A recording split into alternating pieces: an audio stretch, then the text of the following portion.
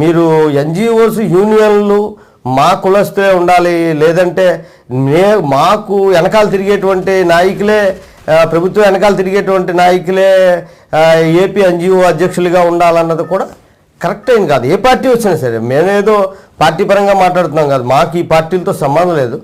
జనరల్గా మేము ఎప్పుడైతే ఈ రకమైన భావన కలిగిందో ఆ వ్యవస్థ మీద కూడా పూర్తిగా నమ్మకం పోద్ది.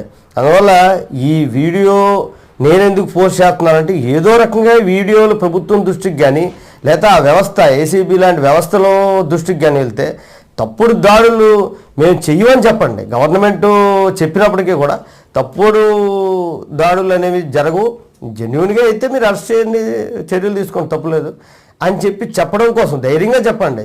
చెప్పకపోతే మీ వ్యవస్థకే నష్టం. మంచి వాళ్ళని ఇబ్బంది పెట్టడం కూడా కరెక్ట్ కాదు. ఈ విషయం మీకు తెలియజేయడం కోసమే మీకు ఈ వీడియో